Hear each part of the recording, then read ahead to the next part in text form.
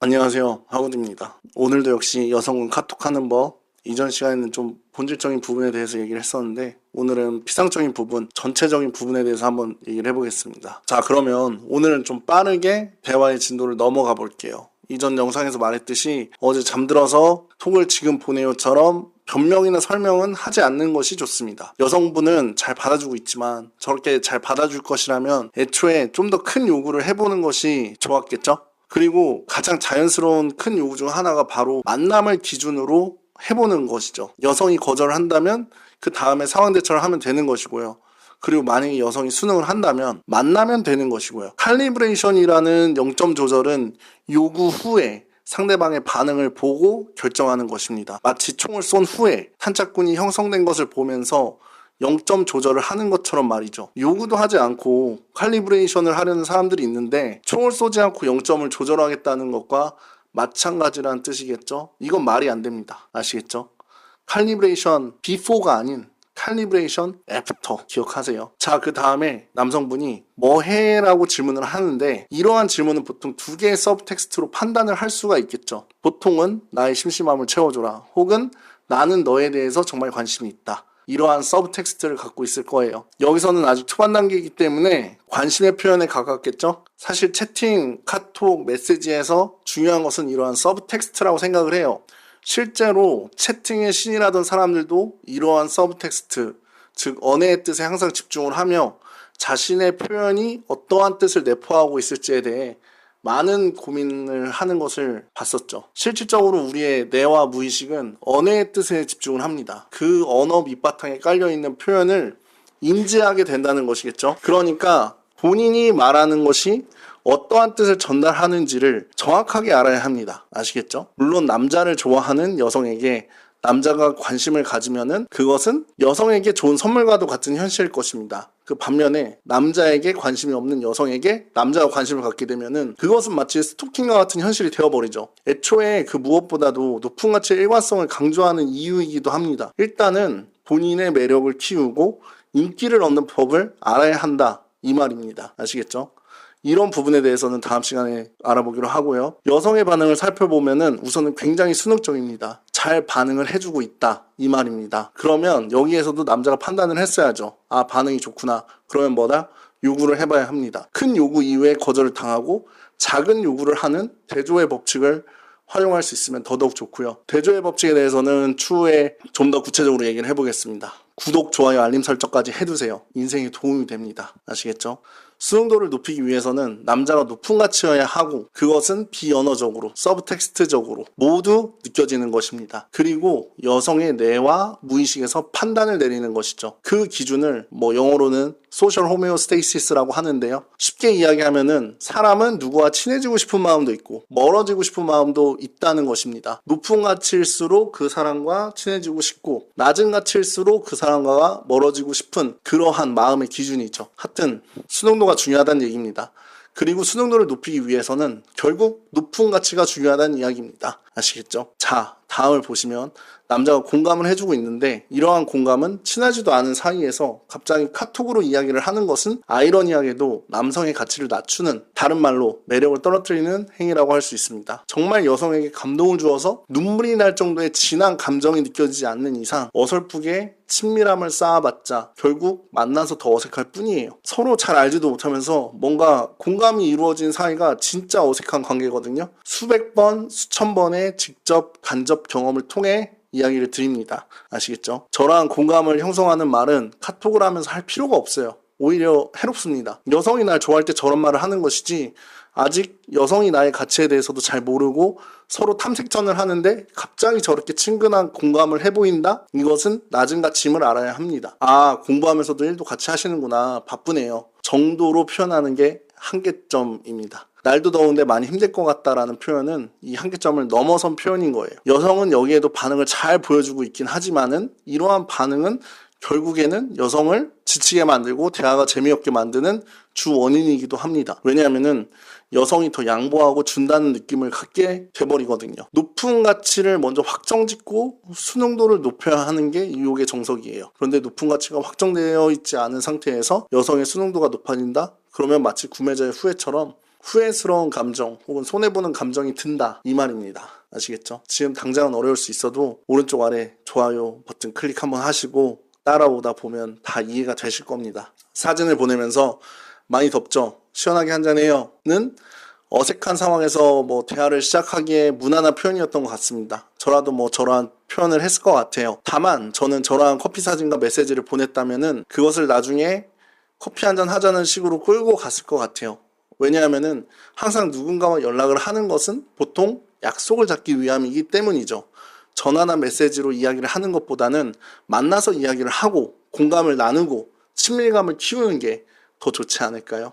실질적으로 만나서 함께하는 시간이 길면 길수록 진짜 래포도 쌓이는 것이고요. 여성분이 여기에서는 순응적이지 않은 반응을 보였네요. 오히려 이게 좋아요. 아까 이야기했지만 너무 순응적이고 여성이 반응을 적극적으로 하다 보면은 본인이 손해본다는 느낌이 들 수 있다고 했었잖아요. 그리고 순응적일 때보다 오히려 여성이 순응을 안 할 때 그 상황을 마치 상황극을 하듯이 더 재미있게 대화로 풀어낼 수 있습니다. 저도 커피 마시고 싶네요 라고 반응을 했다면은 할 수 있는 말은 같이 카페 가요 와 같은 말 하나밖에 없었겠죠. 여성이 순응하지 않으면 할 수 있는 말은 무한히 늘어난다고 해도 과언이 아니에요. 그러니까 물을 많이 마셨다는 이러한 말에 할 수 있는 말들은 한 잔 더 하면 밤에 잠 못 자나요? 뭐 하느라 그렇게 물을 많이 마셨어요? 공부하고 알바하고 운동도 해요? 알바하면서 많이 마셨구나 등등 정말 할 말이 많아집니다. 그리고 실제로 순응적인 여자보다 순응하지 않는 여성과 대화하는 게 더 즐거운 경우가 많답니다. 다만 다음 대화를 보면 갑자기 남자가 대화의 주제를 바꿔버리죠. 이러면 상호작용, 즉 티키타카가 없는 것이고 안 되는 것이에요. 여성은 여기에서 급격히 카톡의 재미를 상실해버릴 수도 있었을 거예요. 어떤 티키타카가 되어야 되는 순간에 날씨 걱정을 하고 있으니 여성의 입장에서는 잘 안 맞는다고 생각해버리게 될 수도 있는 순간이네요. 이후에 또 여성의 반응을 보면은 여전히 잘 반응을 해주고 있는 게 더 웃깁니다. 근데 제가 뭐라고 했었죠? 티키타카가 안 되면서 이렇게 여성의 반응이 좋은 것은 결국에는 구매자의 후회, 그러니까 본인이 손해본다는 느낌을 갖게 된다는 것이죠. 그러면 누군가와 친해지고 싶은 마음보다는 멀어지고 싶은 마음이 자극이 될 수도 있다는 것입니다. 아시겠죠?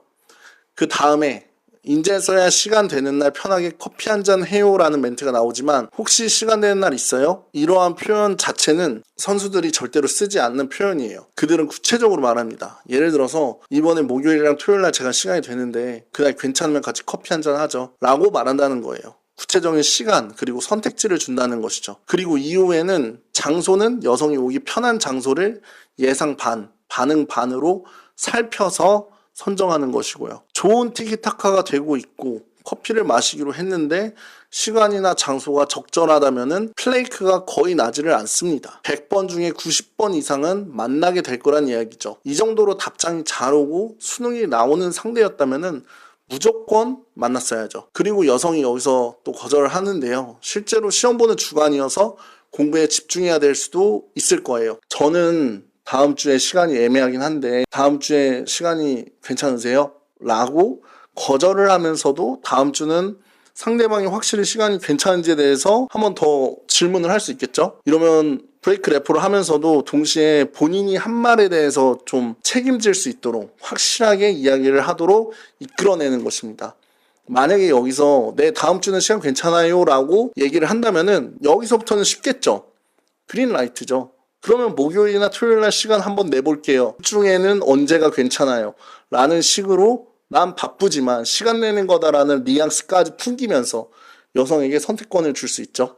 높은 가치를 유지하면서도 여성이 쉽게 선택할 수 있도록, 다른 말로 하자면은 이미 애프터가 거의 확정인 흐름으로 넘어가고 있는 거예요. 이런 식으로 대화를 해야 되는 겁니다. 아시겠죠? 다다음 주 토요일은 괜찮아요 라는 표현도 나쁘지는 않지만 다다음 주라는 표현 자체를 제가 그렇게 좋아하지 않아요.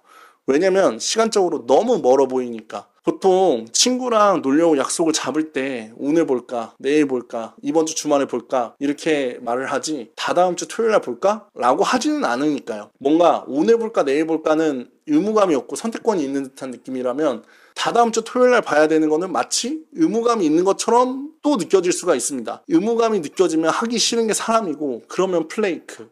한국말로 약속이 파토날 가능성이 높아진다는 얘기입니다. 그래서 오히려 그럼 시험 끝나고 봐요. 그때 다시 연락할게. 라는 식으로 표현을 하는 것 같아요. 이러면 표현이 훨씬 더 여유 있어 보이고 조급해 보이지도 않고요. 상대방에게 선택권을 주기 때문에 오히려 상대방을 더 끌어당길 수가 있는 것입니다. 그리고 시험이 끝날 즈음에 다시 연락을 해서 다음 주 목요일이나 토요일 시간 언제가 괜찮음? 이런 식으로 질문을 하게 된다는 것이죠. 그리고 약속을 잡은 이후에 사실 사적인 대화는 일절하지 않습니다. 만약에 재밌는 이야기가 시작될 것 같은 분위기라고 할지라도 굳이 카톡에서 하는 것이 아니라 나중에 만나서 얘기해요. 내가 물어볼게. 이런 식으로 말하고 만남을 해야 하는 이유를 하나 둘씩 만들어 놓는 편이 훨씬 더 좋습니다. 그리고 지금 보이는 것처럼 결혼식에 대한 이야기는 카톡으로 하고 보면 정말 쓸데없는 얘기지만 실제로 만나서 이야기를 했다면은 생각보다 재밌게 이야기를 할 수 있었을 것이고요. 남자가 반응하는 것에 있어서도 훨씬 더 여성에게 잘 공감해주는 식으로 이야기가 되었을 거예요. 여기에서 보면은 이미 또 불협화음이 발생하는 것을 알 수가 있잖아요. 가기 싫었을 것 같다. 근데 여자는 좋았다 라고 표현을 하고 있으니까요. 만약에 여성의 감정을 정확히 모르겠다면은 좋았겠다 혹은 싫었겠다 라는 표현보다는 항상 어땠어? 라고 여성의 기분을 물어보는 표현을 습관화해야만 합니다. 이게 진짜 정말 중요한 노하우인데요. 선수들은 절대로 먼저 자기가 판단해서 좋았어? 혹은 싫었어? 라고 묻지 않습니다. 그것은 또 여성에게 어떠한 대답을 강요하는 것처럼 느껴질 수 있으니까요. 그래서 항상 어땠어? 라고 물어보고 여성의 대답을 기다려줍니다. 그리고 그 이후에 여성의 대답을 듣고 그것에 대해서 공감을 해주는 거예요. 이건 역시 상황 대처의 중요성이기도 한데 0점 잡기는 총을 쏜 이후에 하는 거다. 다른 말로 칼리브레이션 비포가 아닌 애프터다. 이렇게 이해를 해보시면 좋을 것 같아요. 정말 중요한 노하우니 이 영상에서 이거 하나만 배워가셔도 정말 많은 것을 얻어가시는 겁니다. 아시겠죠? 어땠어?